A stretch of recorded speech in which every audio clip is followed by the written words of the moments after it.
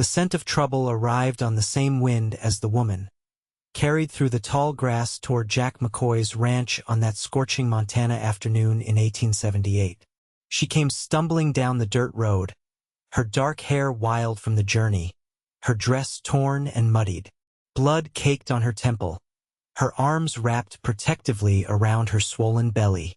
The ranch hands spotted her first, but it was 5-year-old Thomas who ran to his father with wide eyes full of recognition. Jack had been breaking a new stallion in the corral when Thomas tugged frantically at his vest. "Pa! Pa! There's a lady at the gate!" the boy shouted, pointing toward the entrance of the McCoy ranch. Jack wiped sweat from his brow, squinting against the harsh sun to see the figure clutching the wooden gate post for support. "Who in tarnation?" Jack muttered, handing the reins to his foreman. He made his way toward the gate, Thomas scampering beside him. "Don't leave me out here," she pleaded at the gate, her voice cracking with desperation. Her knuckles were white from gripping the wooden post. "Please." Before Jack could respond, Thomas darted forward, pointing at her with absolute certainty. "Mama!" he cried out. Jack froze in his tracks. Thomas's mother, his wife Sarah, had died giving birth to the boy 5 years ago. This woman was a stranger, yet there was something in her eyes, a familiar hazel that made his heart skip. "Thomas, get back here," Jack ordered, his voice sharper than intended. The boy reluctantly returned to his side, but his eyes never left the woman. "Please," she whispered again, her legs giving way beneath her. Jack lunged forward, catching her before she hit the ground. Up close, he could see the bruises on her face and the fear in her eyes.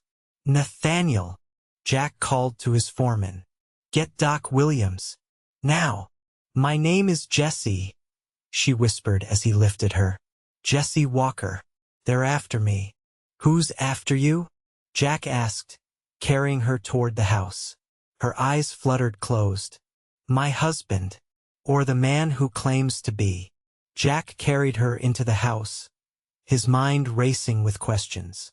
Thomas trailed behind them, his small boots clattering on the wooden floor. "Is she really my mama?" Thomas asked, tugging at Jack's sleeve as he laid the woman on the sofa in the parlor. "No, son," Jack answered firmly. "Your mama's in heaven, remember? This lady's just confused and hurt."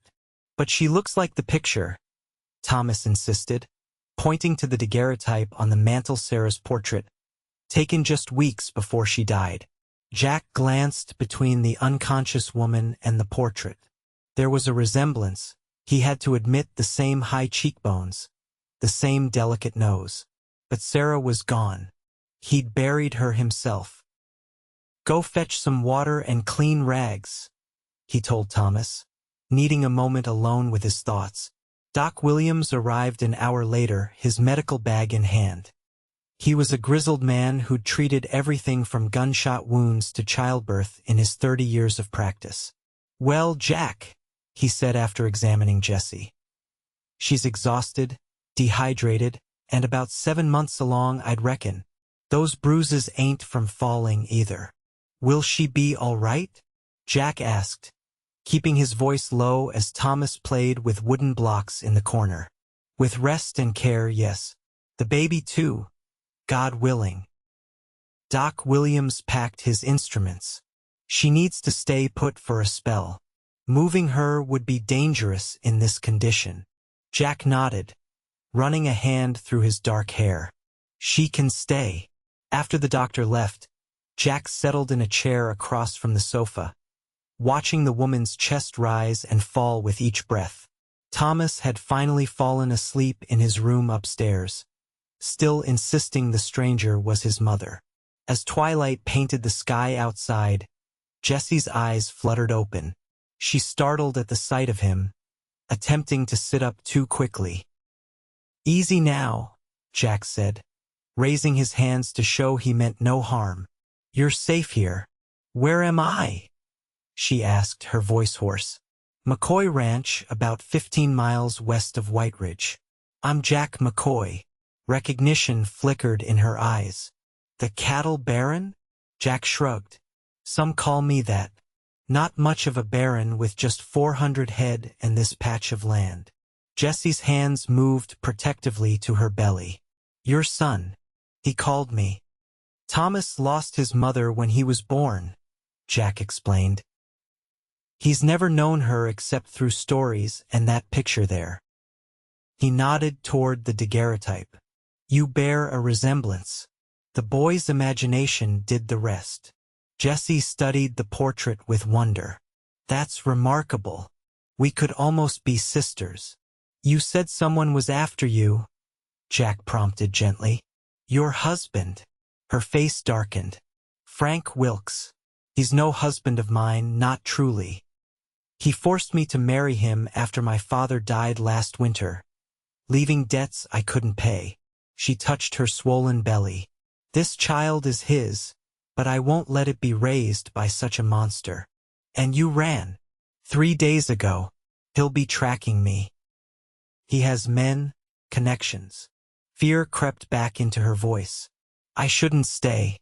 I'm putting you and your boy in danger. Doc says you can't travel, Jack said firmly. Not in your condition. Whatever trouble's coming, we'll face it when it gets here. Jessie studied him with cautious eyes. Why would you risk yourself for a stranger? Jack considered the question, gazing out the window at the darkening Montana sky. Out here, you learn quick that sometimes all that stands between living and dying is a stranger's kindness. He turned back to her. Get some rest, Miss Walker. You're under my protection now. In the days that followed, Jessie regained her strength. Though Jack had prepared the guest room for her, he often found her in the kitchen at dawn, helping his housekeeper Maria with breakfast, or in the garden plucking weeds despite her condition. You don't have to earn your keep, he told her one morning, finding her kneading dough with flour-covered hands. Idleness has never suited me, she replied, and your Maria has been teaching me to make proper biscuits. Thomas had taken to following Jessie everywhere, peppering her with questions about everything from her favorite color to whether she knew how to ride a horse. Jack had tried explaining again that she wasn't his mother, but the boy remained stubbornly attached. One evening, after Thomas had been put to bed, Jack found Jessie on the porch, staring at the stars. He's a wonderful boy, she said softly. You've raised him well. Jack leaned against the railing beside her. I've done my best. It hasn't been easy without his mother. You never remarried? Never found the right woman, he admitted. Or perhaps I never looked hard enough. The ranch keeps me busy, and Thomas needs tending. He needs a mother, Jessie observed. Their eyes met in the moonlight, and something unspoken passed between them. Jack cleared his throat, suddenly aware of how close they were standing. I should check on the horses, he said, stepping back. But that night, as he lay awake in his bed, Jack couldn't stop thinking about Jessie Walker, her resilience, her gentleness with Thomas, the way her eyes crinkled when she smiled. It had been 5 years since he'd felt this way about any woman, and it unsettled him deeply. The peaceful routine they'd established shattered a week later when one of Jack's ranch hands came galloping up to the house, his horse lathered with sweat. Riders coming, boss, he reported. 6 men armed. Asked about a woman at the Tillman place down the road. Jack's jaw set firmly. Get the men. Tell them to be ready. But no one fires unless I give the word. He turned to Jessie, who had gone pale. Take Thomas to the cellar. Stay there until I come for you. Jack, I can't let you. This isn't a discussion. He cut her off. I won't have Thomas caught in gunfire if it comes to that. Reluctantly, Jessie took Thomas's hand and led him to the cellar door, hidden beneath a rug in the pantry.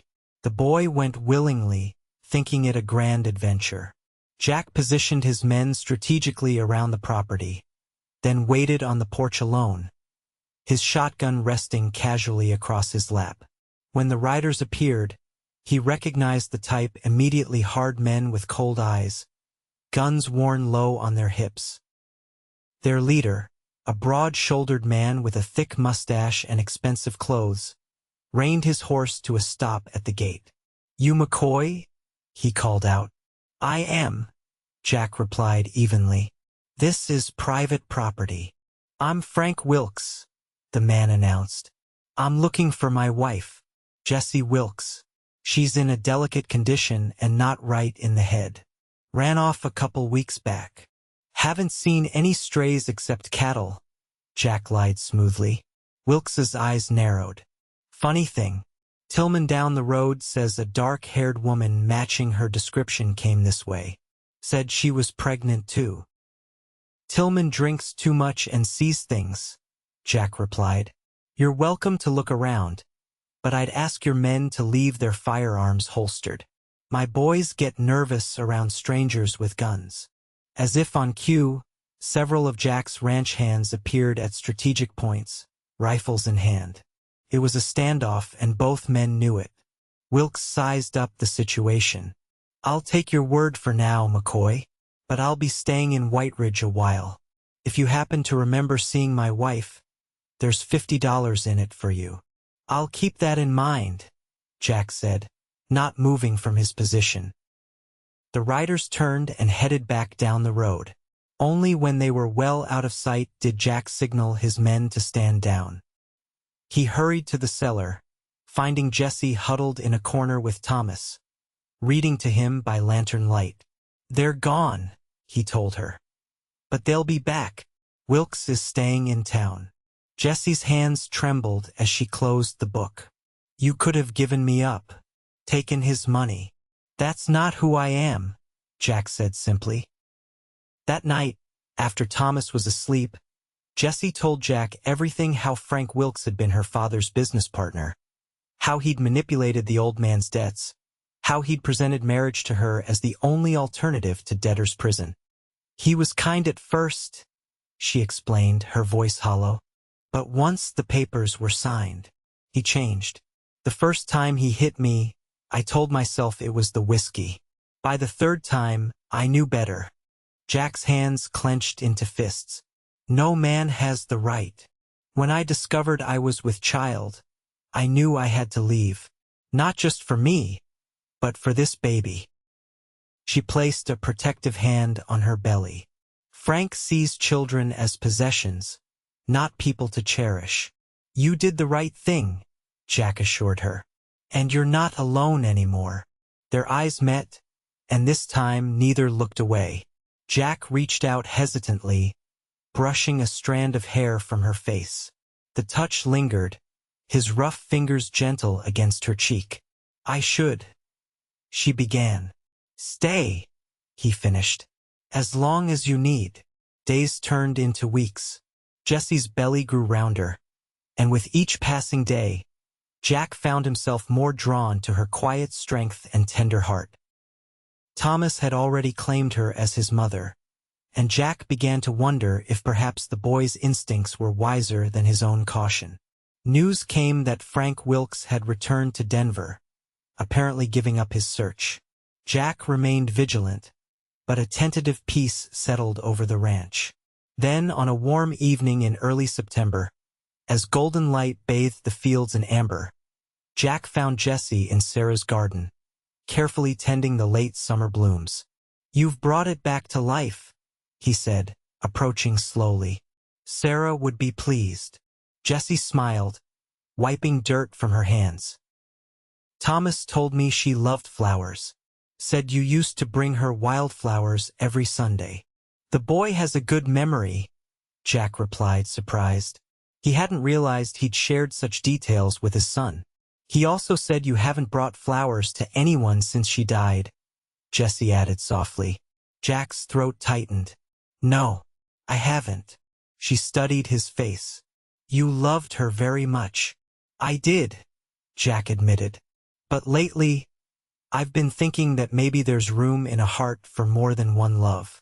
That maybe Sarah would want both Thomas and me to be happy again.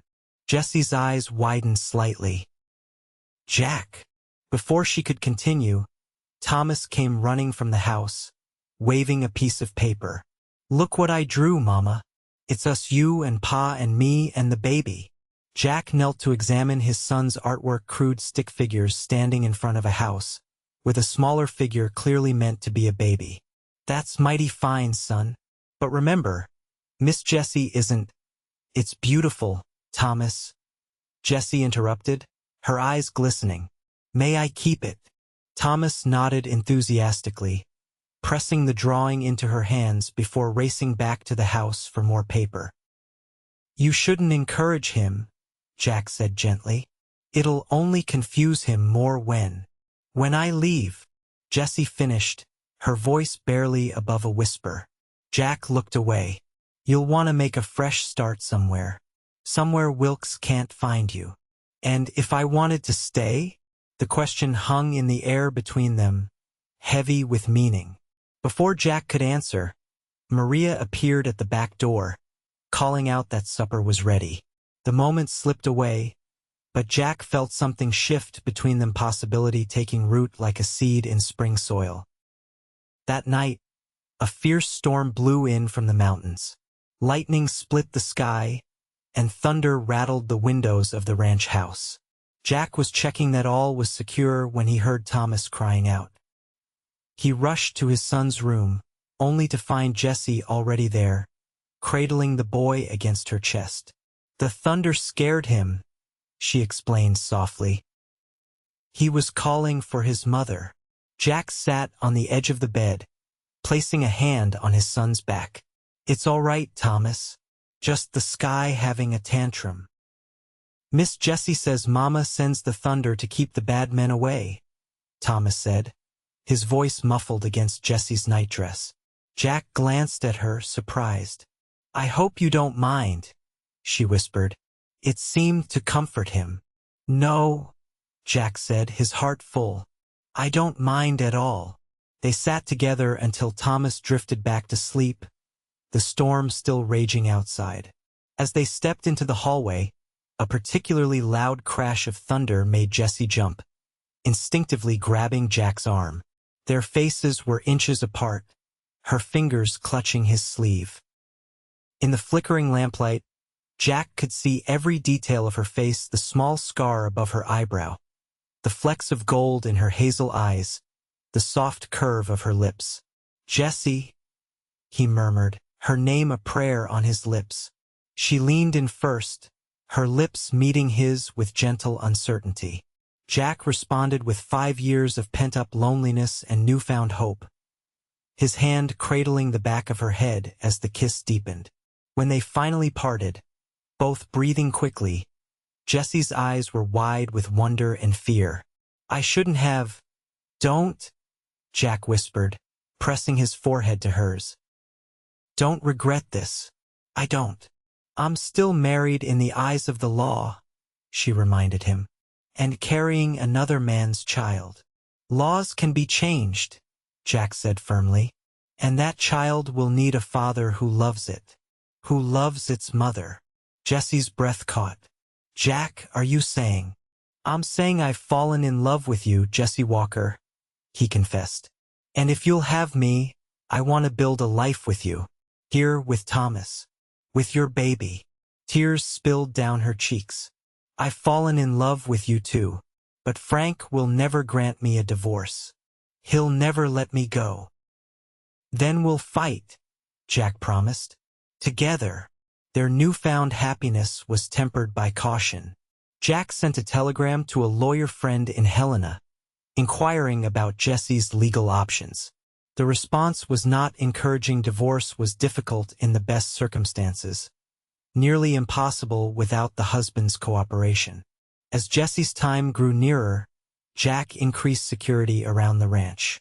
He wasn't taking any chances with her safety or that of her unborn child. One crisp October morning, Jessie woke with a gasp, her hands clutching her belly. Jack, she called out. It's time. The next 12 hours were a blur of anxiety and anticipation. Doc Williams was summoned. Maria boiled water and prepared clean linens, and Jack paced the floor downstairs, trying to keep Thomas distracted with stories and wooden toys. Finally, as the sun was setting, a thin wail echoed through the house. Jack's heart leapt to his throat. Minutes later, Doc Williams appeared at the top of the stairs, his face weary but smiling. "You can come up now, Jack," he announced. "Mother and daughter are doing just fine." A daughter. Jack took Thomas's hand, and together they climbed the stairs, the boy practically bouncing with excitement. They found Jessie propped up in bed, her face glowing despite her exhaustion, a tiny bundle cradled in her arms. She looked up as they entered, her smile radiant. "Come meet her," she invited softly. Jack approached the bed, Thomas clinging to his hand. The baby was impossibly small, with a shock of dark hair and tiny fists clenched tight. "She's perfect," Jack whispered, his throat tight with emotion. "Her name is Hope," Jessie said, "because that's what she represents for me. For us, if you still want." "More than anything," Jack assured her. He sat carefully on the edge of the bed, putting his arm around Jessie's shoulders. Thomas climbed up beside them, peering curiously at the baby. "Is she my sister?" he asked, looking between Jack and Jessie. Jack met Jessie's eyes, seeing the question there. "Yes, son," he answered firmly. "She's your sister." The family they had created seemed complete in that moment, but Jack knew challenges still lay ahead. Frank Wilkes remained a threat, and Jessie's marriage to him a legal reality. The solution came from an unexpected source. 2 weeks after Hope's birth, a telegram arrived from Denver. Frank Wilkes had been killed in a gambling dispute. A second telegram from Jack's lawyer friend confirmed the news: Jessie was a widow, legally free. "I shouldn't feel relief at a man's death," Jessie confessed that night, as they sat on the porch watching the stars, baby Hope sleeping peacefully in her arms. "He made his choices," Jack said gently. "Now we can make ours." They were married by the Justice of the Peace in White Ridge the following week, with Thomas proudly serving as best man and baby Hope swaddled in a christening gown that had once been Thomas's. It was a simple ceremony, but as they exchanged vows, Jack felt a sense of rightness that had been missing from his life for 5 years. "I never expected to find love again," he told her that night, as they stood in the moonlight outside their home. "Especially not with a woman pleading at my gate." Jessie laughed softly, leaning into his embrace. "And I never expected my salvation would come from a little boy who called me Mama." Jack kissed her then, pouring all his love and promises into that kiss. "He wasn't wrong, you know. You were meant to be his mother. You were meant to be here with us." 5 years later, the McCoy ranch had prospered. Cattle grazed on expanded pastures. The house had a new wing to accommodate their growing family, and the garden Jessie tended burst with color from spring until the first frost. Thomas, now 10, had grown into a responsible boy who doted on his 5-year-old sister Hope and 3-year-old brother Samuel. He no longer confused Jessie with the mother he'd never known, but he loved her no less for understanding the difference.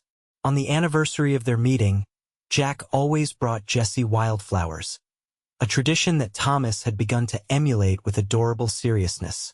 On this particular anniversary, the family picnicked in the meadow behind the house, the children playing tag while Jack and Jessie watched from a checkered blanket. "Do you ever regret it?" Jack asked suddenly. "Coming here? Staying?" Jessie turned to him, surprise in her eyes. "Never. Not for a single moment. Even with all the hard work, the isolation, the winter storms." She laughed, a sound that still made his heart skip. "Especially with those things. They're part of our story." Jack watched as Thomas swooped little Samuel up into his arms, spinning him around while Hope giggled and clapped. Our family wouldn't exist if you hadn't had the courage to run. If Thomas hadn't recognized something in you that I was too blind to see at first. Children often see truth more clearly than adults, Jessie observed, her hand finding his on the blanket. Thomas saw that I needed a home, and that you needed someone to love. Jack leaned over to kiss her, still marveling at how perfectly they fit together. I thank God every day that you pleaded at our gate, he murmured against her lips. That you refused to be left out here alone. Jessie smiled, her eyes reflecting the endless Montana sky. I wasn't alone for long. I found my family that day, a brave cowboy, a perceptive little boy, and a future I never dared dream of. As the sun began to set, painting the mountains in shades of purple and gold, Jack McCoy gathered his family close. From desperate beginnings had come this abundance of love, proof that even in the wild, untamed West, second chances and happy endings were possible for those brave enough to reach for them. Thomas ran back to them, flopping dramatically onto the blanket. Pa! Tell us again how you and Ma met, he requested. Jack and Jessie exchanged a look of shared memory and abiding love. Well, Jack began, his voice warm with the telling of their favorite story. It all started when a brave woman appeared at our gate.